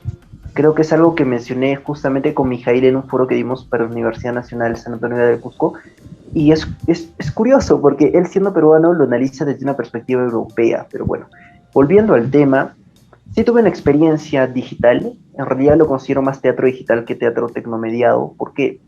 Porque era una obra pregrabada, y ahí en realidad, siendo sinceros y solo para ti, Mijail, no, yo no lo consideré teatro propiamente dicho. O sea, lo difundíamos como teatro digital porque era un proyecto teatral que había sido adaptado a las nuevas tecnologías y a nuestro contexto actual. Pero en sí yo lo considero más como audiovisual experimental, porque como comenté en un inicio, siempre tuve este interés por el cine. Además de que estudié construcción de personajes en la Escuela de Cine de Lima, pero hubo este interés constante de hacer cine, no únicamente como guionista, no únicamente como la persona que escribe, sino como realizador, como director.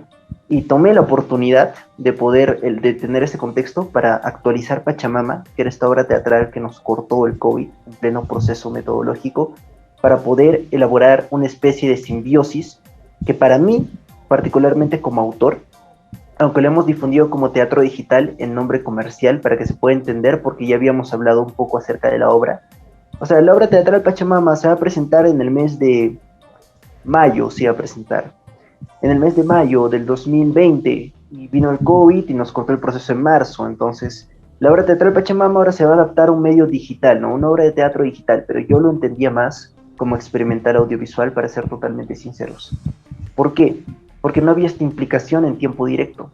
Y yo creo que esa es la característica, por no decir la única, pero la más fuerte que podría conservar la esencia de lo escénico.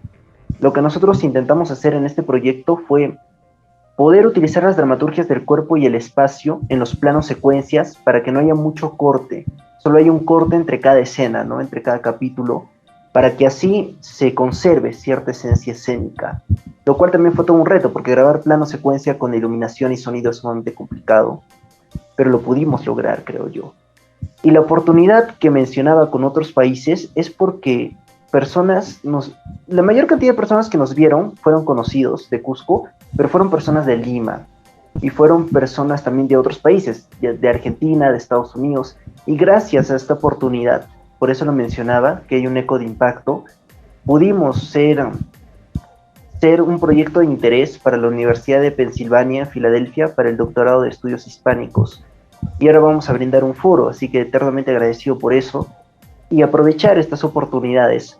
No me gusta mucho, para ser sinceros, por eso no hice una obra teatral tecnomediada propiamente dicha, o sea, en tiempo real y directo, porque hay problemas de conexión, sabemos que somos un país en desarrollo donde existe mucha pobreza, donde hay carencias y hay limitaciones tecnológicas, entonces hacer el teatro tecnomediado en Cusco, en Perú, a veces es complicado porque el mismo espectador no puede tener una experiencia enriquecedora si se le corta la conexión, si acabando la obra no se vuelve a pasar, entonces por eso preferimos hacerlo de manera pregrabada. Pero repito, yo lo considero más como una experimentación audiovisual con ciertas esencia o metodología escénica, eso sí, porque también a nivel actoral no se cortaba el proceso, porque no habían cortes, era todo un plano secuencia, pero que al fin y al cabo termina siendo pregrabado. O sea, es como utilizar la metodología escénica y la teoría teatral en un producto audiovisual. Pero para no definir qué es teatro y no quedarnos en lo tradicional, tampoco no encasillarnos ni renegar, ¿no? Porque nos tocó vivir en la era de la posmodernidad líquida, como menciona el sociólogo Simon Bauman, ahora crea una posmodernidad gaseosa, donde no existen definiciones concretas, nos cuestionamos todo, ¿no? Todo es subjetivo. Entonces, para no encasillar qué es teatro o qué no es teatro, sino tener esta cabeza libre para los cuestionamientos, yo siento que pudo haber sido llamado, o tal vez eso se le puede llamar teatro digital. Yo creo que no es teatro tecnomediado, porque el teatro tecnomediado es en presente, pero para mí, como autor, siendo totalmente sinceros y transparentes, para mí fue experimental audiovisual, con técnicas y metodología escénica. Y ya para finalizar y cerrar el tema de la gestión cultural y todo eso, agradecerles infinitamente porque gracias a personas como ustedes es que yo con mi colectivo al menos, Incarri, podemos hacer teatro acá. Gracias a los grandes avances que sí me han contado, que elaboró Daniel Asensio, que no los hemos vivido, pero que me lo han contado, que gracias a él hay mayores oportunidades de presentación y hay un mejor proceso cuando uno se puede presentar en el teatro municipal. Y también gracias a Mijail, al mayor público para las artes escénicas en Cusco, gracias a Panchito con Esencia. Entonces, muchísimas gracias por eso, en nombre mío, en nombre del colectivo, siempre hablamos acerca de eso, que si no hubiera sido por ustedes, nosotros no podríamos hacer teatro actualmente, porque somos un grupo relativamente nuevo, recién tenemos 3 añitos. Eso básicamente, con respecto al teatro tecnomediado, al teatro digital, las oportunidades que brinda, también las limitaciones que existen. No es una experiencia teatral completa. Casi me olvido. Rimini Protocol, que es esta compañía suizo-alemana, que de por sí ya utilizaba mucho las nuevas tecnologías en sus presentaciones desde hace 20 años o 15 años. Entonces, ellos utilizaban muchísima vanguardia artística, muchísimas nuevas tecnologías. Y ahora también en el Festival Temporada Alta en Lima de la Alianza Francesa estuvieron presentes con una adaptación de una obra que tenían llamada Calcuta. Calcuta, luego fue Calcuta in a Box, ahora la que se presentó en Temporada Alta no me acuerdo cómo se llamaba. Pero el punto es de que, por ejemplo, en esta obra Calcuta se desarrollaba en una llamada telefónica. Nosotros también tenemos una obra, una llamada telefónica inspirada en en una conversación en WhatsApp que no le hemos posteado porque necesitamos la presencia del público porque es una simbiosis, no es que sea únicamente digital, no es que sea únicamente medios de la nueva tecnología. Pero bueno, ellos adaptaron esta obra teatral que es una llamada telefónica y va recorriendo lugares del país, hablando con una interlocutora en otro continente, lo adaptaron en Temporada Alta en Zoom, y yo siento que el hecho de que Rimini Protocol lo haya hecho desencadenó que una gran cantidad de artistas peruanos como Carlos Lara, como Alessia Prato, como Quillo Galvez, pudieran interesarse en estas nuevas formas y empezaran a hacer este tipo de teatro, que en Lima se hizo un montón. En Cusco ahora tenemos una propuesta llamada Íntimo, que es de Claudia Mori, creo que también es pregrabada, ya está terminado, eso es como una miniserie, pero más allá de eso, creo que no han habido como que muchos proyectos, al menos en nuestra región, no es que todos los grupos se hayan animado a hacer este tipo de teatro, y yo lo entiendo totalmente, porque particularmente a mí, como una opinión personal, no me gusta elaborarlo, así que yo también estoy esperando y aprovechando este tiempo para poder perfeccionar o poder reestructurar otros tipos de proyectos. Muchas gracias. Gracias, Marcelo. Bueno, por un lado, felicitarte por la oportunidad con el foro en la Universidad de Pensilvania que nos mencionas. Por otro lado, bueno, sí, pues toda nuestra situación ahora de no tener esa, digamos, opción de hacer teatro en vivo ha llevado a que sí, mucha gente, muchos artistas hagan de alguna manera presentaciones virtuales, pero creo que han sido como que más al inicio de la pandemia pensando que esto iba a durar, no sé, un mes máximo, pero algo sensible, no como transmisiones por Facebook, pero que tampoco duraron mucho tiempo. Y bueno, en mi experiencia personal, yo recién este año me he decidido a hacer talleres virtuales porque al inicio yo también no sabía muy bien cómo hacer.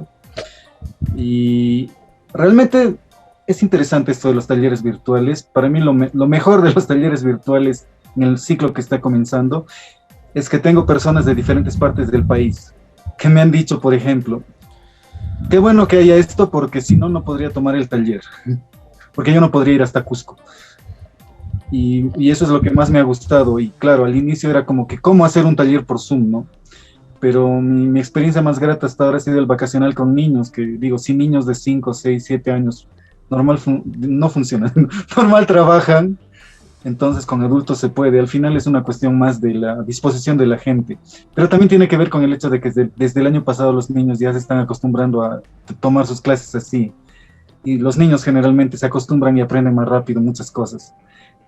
Al final está haciendo una revolución en todos los niveles de nuestra vida, toda la situación actual, y los medios digitales nos están ayudando mucho. Y bueno, es, como decía Daniel, un hito en la historia del teatro, pero también un hito en la historia de la humanidad y de nuestra sociedad. Realmente muy importante. Hay un tema que has mencionado, Marcelo,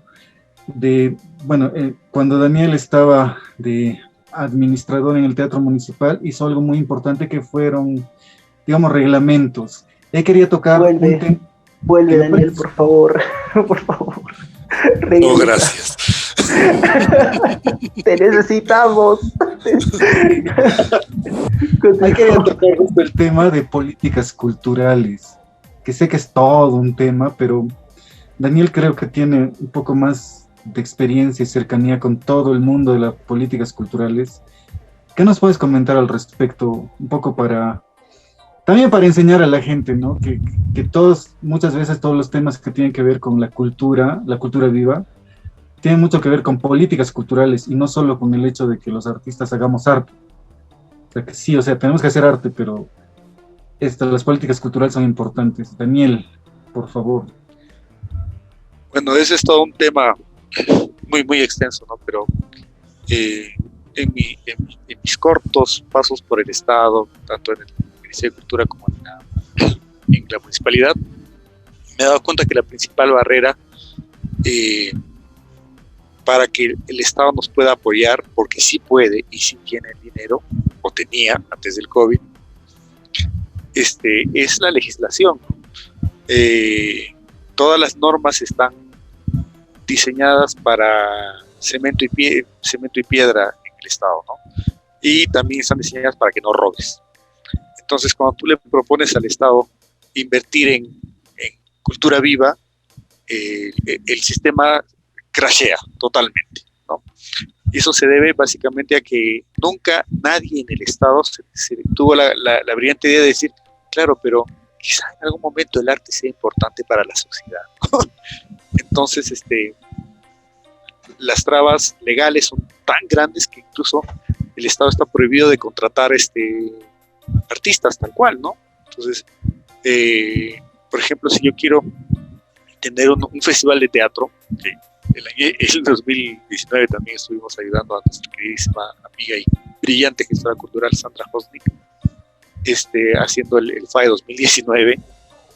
Nosotros hicimos convocatoria pública también, ¿no? Para transparentar todo, y queríamos con jurado de altísimo nivel, Amiel Cayo, Miel Rubio, Simone Melo, y cuando queríamos que el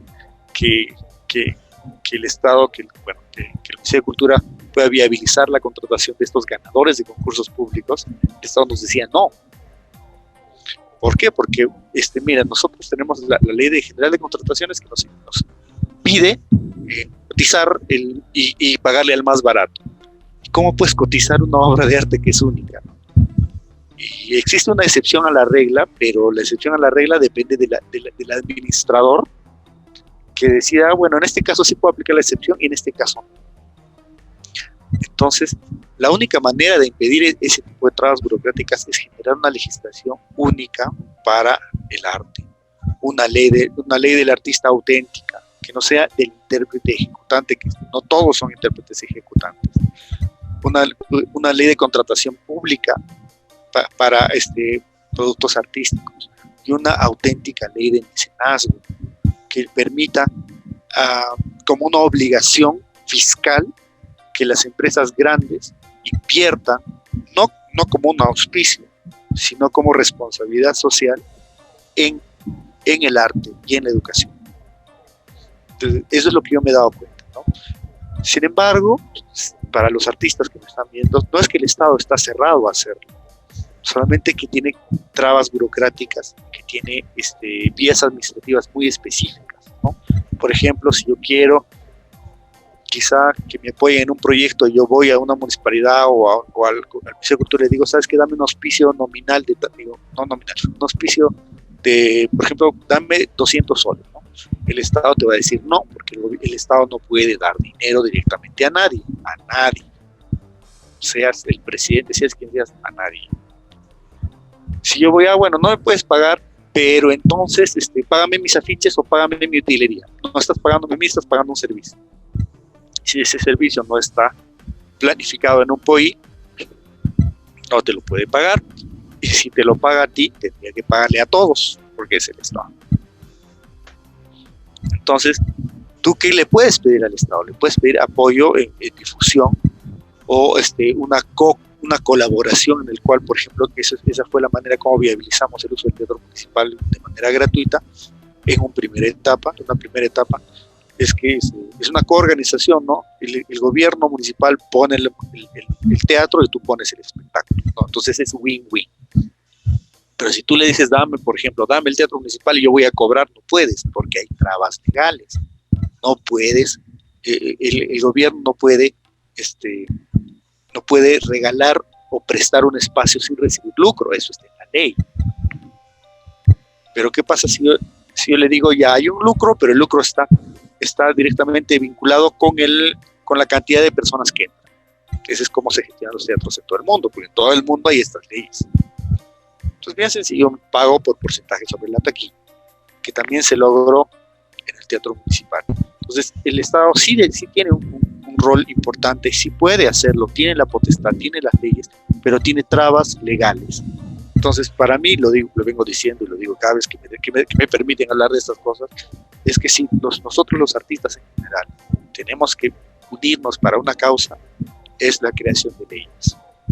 Porque los gerentes de cultura se van, los alcaldes se van, los gobernadores regionales se van, los presidentes se van, los congresistas se van, pero el problema persiste.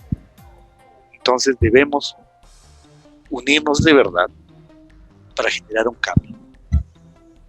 Y un cambio que no solamente nos va a beneficiar a los artistas, sino que va a beneficiar a todos los ciudadanos de cada ciudad del país, porque van a tener acceso al teatro, a la música, a la danza.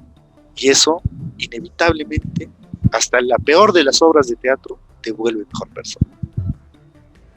No es un gasto, es una inversión. Inversión en realidad, una inversión en vida, una inversión en vida. Y es todo lo que tengo que decir al respecto. Daniel, presidente. No. Yo quiero que Daniel vuelva al teatro, por favor. No, gracias. Resaltando el aporte de Daniel, es sumamente importantísimo hablar de políticas culturales, más aún en un país donde el arte está en un segundo plano, o en un tercero, cuarto, quinto, etc. Más allá de la economía naranja, ¿no? Que es la economía de la cultura, la economía creativa, y más allá de 5 ideas farces sobre cultura de Steven Cross, lo más importante dentro de todo esto, como Daniel mencionaba, era unirnos todos, lo cual es sumamente complejo, porque al menos en el sector escénico limeño, cada uno está por su lado, o sea, cada colectivo, al menos en la poca experiencia que he podido tener en esa ciudad, donde he radicado durante unos cuantos años, al menos en esa poca experiencia con los colectivos que hemos estado relacionándonos, hay mucho ego artístico, o sea, hay mucho choque, hay mucha competitividad negativa, porque no se unen, o sea, hay poco sentimiento de unión. Y creo que eso pasa en general, o sea, en Lima, no solo en el arte, ¿no? Sino es algo sociológico. Pero bueno, al menos en Cusco creo que ahorita estamos en ese proceso lento, pero continuamos. Es complicado, porque como el arte ha sido tan chocado, también hay muchos de nosotros que estamos en una situación complicada, que tenemos que organizar bien los tiempos, y dedicar tiempo justamente a reuniones, a todo ello, es literalmente importantísimo para todos, pero muchas veces se hace complicado. De todas maneras, yo también considero que la unión hace la fuerza y que todos juntos en una colectividad deberíamos solicitar no simplemente un cambio legal, sino también apoyarnos entre nosotros a nivel de gestión, a nivel de visibilización, etc. Sí, realmente es esta reflexión de la unión, de la unidad. Y bueno, comentar un poco que a raíz y a consecuencia de la emergencia sanitaria y la crisis económica y social de muchos artistas, sobre todo en Cusco, un grupo de artistas, entre los que bueno, nosotros también participamos, nos hemos unido para formar, bueno, está en proceso de formación, de consolidación, y esperamos que sea realmente algo que siga adelante, lo que es la red de artistas escénicos de Cusco, que ha tenido sus logros, ha tenido un proceso, y bueno, está en un proceso, ¿no? Y se ha podido hacer algunas cosas, pero es como que el inicio de algo que esperamos siga adelante. Y sí, bueno, han sido muchas experiencias de intentar unidad, y como dice Marcelo, el tema de los egos, bueno, también ha existido mucho, pero yo siento que en los últimos años tal vez ha empezado a haber un cambio, y la situación en la que vivimos lo ha impulsado. Ahora esperamos que esto siga adelante, que no se pause, que no se detenga, porque también es un poco responsabilidad de todos, ¿no? Al menos los artistas. Como dice Daniel, es unirnos para luchar por esto, para luchar por estas leyes, para pedir estas leyes. Y como dice Marcelo, también para apoyarnos, porque también tenemos que apoyarnos, porque al final del día somos seres humanos, y los seres humanos somos sociables, y para salir adelante nos tenemos que apoyar, porque si nos vamos a quedar cada uno en su burbuja, es muy difícil que logremos un cambio real. Probablemente sigamos como hasta ahora, y creo que no es lo deseado, realmente.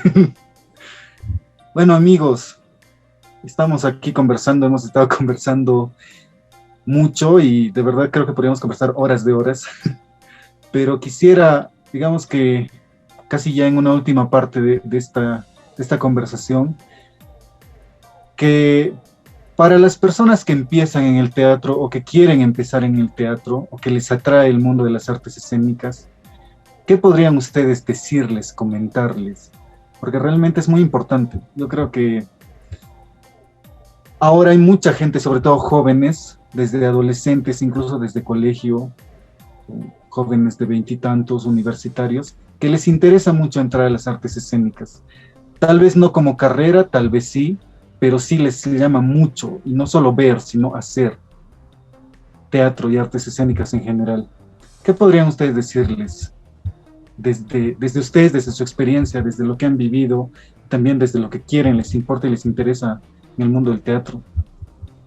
Pero vamos a comenzar con Daniel. Bueno, ¿qué le diría yo a las personas que comienzan? Es que en primer lugar sean conscientes de que hacer teatro es volverse portador de una sabiduría milenaria, porque el teatro se hace desde que el hombre es hombre.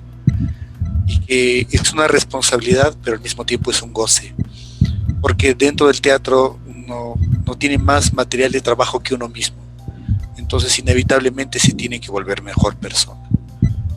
Entonces, hacer teatro es una invitación a crecer como ser humano, y es una invitación a honrar a nuestros ancestros, a honrar a nuestros maestros, sean de teatro cusqueño, Hugo Contreras Rosas, Miguel Ángel Pimentel, el maestro Hugo Bonet, Lucho Castro, Tania Castro, Oscar Espinosa, Oscar Contreras, Hugo Salazar, etcétera, etcétera, etcétera. He nombrado con el cariño que les tengo a todos los maestros, a los que me han venido más rápido a la cabeza, pero es honrarlos a ellos, porque gracias a ellos nosotros hacemos teatro ahora, y ellos honran a sus maestros.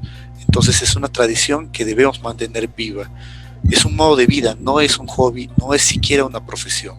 Esto se apodera de tu vida, se vuelve hasta cierto punto en tu razón para vivir.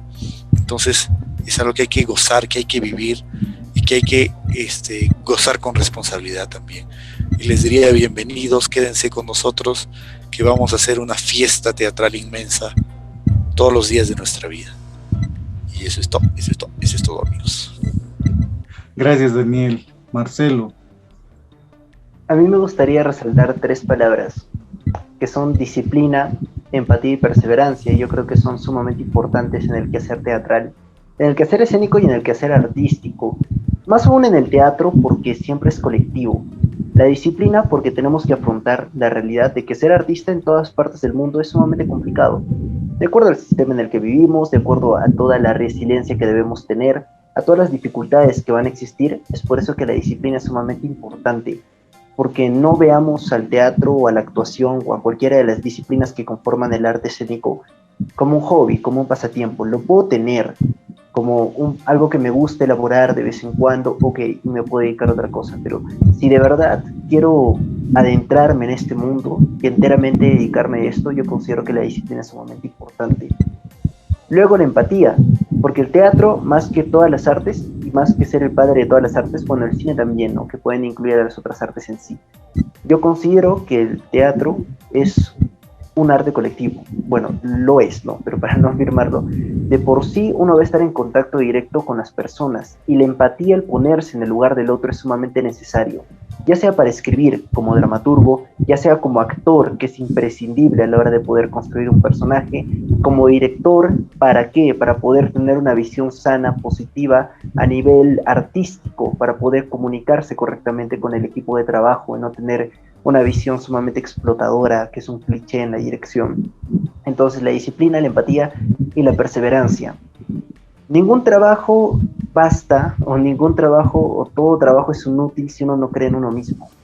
Y yo creo que la perseverancia es justamente eso, creer en uno mismo, no de manera egocéntrica, sino en el hecho de tener esa confianza y ese deseo de querer persistir, de querer saber que no simplemente se acaba cuando uno tiene una dificultad, no simplemente se termina la aventura de querer ser artista cuando no se puede pagar la cuenta de un mes, cuando no ha venido gente a mi obra teatral, cuando lamentablemente no he podido tener un logro artístico esperado. O sea, la aventura artística no termina ahí. Es una constante evaluación, una constante resiliencia, donde la disciplina, la empatía y la perseverancia son para mí puntos claves, al menos dentro de este ligero proceso o esta ligera experiencia que he venido teniendo. Gracias, Marcelo. Sí, amigos, quienes estén empezando, yo también quiero decirles de mi parte básicamente que es un mundo maravilloso el mundo del teatro, porque es como entrar a otro mundo, realmente, al menos desde mi punto de vista, es como entrar a otro mundo que el mundo de la gente que no hace teatro o que no hace artes escénicas. Es difícil, pero es maravilloso. Y como decía Marcelo, no es como que si no lo hiciste ahora no puedes abandonarlo, no. Seguir adelante, mucha perseverancia, porque los frutos, que como decía Daniel, creo que los más importantes son los que vienen adentro, ser mejor persona al final del día. Para mí personalmente, en mi experiencia personal, para mí lo mejor del teatro ha sido lo que he podido ver en mí, y lo que he podido ver en otras personas que hacen teatro, cómo eran antes de hacerlo y cómo son ahora. Pueden haber pasado poco tiempo o mucho tiempo. Y eso personalmente. Entonces, si quieres hacer teatro o estás haciendo teatro, una frase que decía siempre el maestro Hugo Bonet: no toques las hojas del laurel del arte porque pagarás con tu vida. Realmente es así. Yo estoy pagando con mi vida y creo que estamos en ese camino nosotros. Realmente. Y bueno, ya para concluir este conversatorio tan genial, que espero que nos podamos juntar más adelante, porque vamos a seguir conversando de muchos temas y, por supuesto, de teatro hay mucho que hablar, de cosas relacionadas al teatro también. Más adelante ya nos estaremos comunicando. Quisiera, bueno, que nos comenten, si bien es cierto que en esta época estamos un poco encerrados todos, si tienen algún proyecto actual o algo que quieran comentar de lo que están haciendo ahora como proyectos actuales. No sé, ¿hay algo? Marcelo. Particularmente con el colectivo, bueno, no, la Editoriales, que también es un colectivo, Lecana, estoy haciendo esta ligera alianza para ver si pueden publicar mi tesis de bachillerato, que la estoy expandiendo un poquito, justamente de gestión cultural, pero le estoy metiendo bastante teoría teatral en base al proceso metodológico que hemos tenido en las obras de Incarri. Estoy concentrado en ese libro, que va a ser mi primer librito. Espero que sea un aporte positivo para los artistas escénicos cusqueños y también las nuevas generaciones que se vienen, o mi generación en sí. Eso por un lado. También tenemos un proyecto musical con Walsos, que lo vamos a estar sacando a final de año. Y con respecto al teatro en sí, más allá de elaborar cortometrajes, porque no es que vayan a hacer propuestas escénicas, son cortos los que vamos a hacer la adaptación de 2 proyectos escénicos que ya teníamos, que son Quispicay y Apofenia. Entonces vamos a estar grabando estos, que de por sí también va a ser pregrabado, o sea, va a ser diferente a las propuestas escénicas que ya montamos de estas obras. Y como mencionaba, con total sinceridad, en realidad para mí es más experimental audiovisual que teatro digital propiamente dicho, porque no está en tiempo presente, es un producto pregrabado.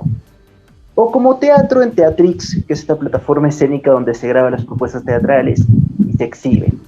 La diferencia es que nosotros aplicamos lenguaje cinematográfico y narrativo audiovisual, entonces por eso yo considero que es un producto más audiovisual que escénico. Pero apenas termine la pandemia vamos a entrar con todo, ojalá se termine, vamos a entrar con todo a generar teatro, tratar de generar más vínculos, enfocarnos un poquito también en la elaboración de foros que ya lo hemos venido haciendo.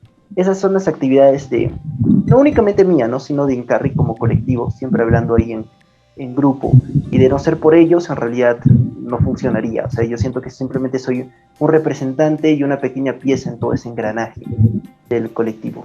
Muchísimas gracias y agradecer nuevamente la oportunidad de poder haber estado aquí, de poder conocer a Daniel de manera virtual. También me han hablado mucho de él, muy agradecido, enteramente agradecido con ustedes en particular, también con Panchito, por brindarnos esa oportunidad, ¿no? Así como Daniel agradecía a los maestros del teatro de la generación anterior, yo también los agradezco infinitamente a ustedes, porque gracias a ustedes nosotros podemos hacer teatro, particularmente como grupo, o al menos es un camino ligeramente más sencillo, no tan difícil para nosotros como supongo que lo fue para otras generaciones. Muchas gracias. Gracias, Marcelo, y suerte y mucha fuerza en todos los proyectos. Y Daniel, ¿qué nos puedes comentar tú de qué proyectos hay? Bueno, nosotros hemos optado por no producir por ahora.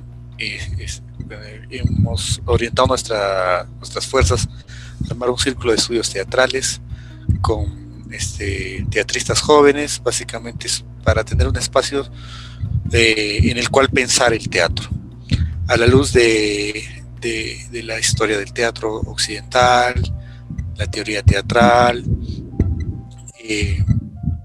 sobre todo un espacio en el cual podamos pensar el teatro. Ese es el objetivo, porque yo siempre lo digo, el teatro no solo se hace, también se piensa. Y para poder crecer como comunidad teatral tenemos que pensarnos más en este tiempo en el cual estamos encerrados o parcialmente encerrados. Una vez que terminemos este proyecto, la idea es ensamblar pequeñas muestritas sobre los temas que hemos trabajado. Ojalá que se pueda, porque ahorita no nos podemos ni ver de cerca, Y después estamos preparando una obra de texto. Después de unos 5 años vamos a volver a hacer teatro de texto, con un proyecto de August Strindberg, y a ver si se llega a concretar de la manera como queremos hacerla, ¿no? Que ya se enterará 2022 probablemente. En eso estamos. Muy bien, Daniel. Muy bien, Daniel, suerte también con esos proyectos y esperemos que se concrete y lo veamos, bueno, el próximo año probablemente.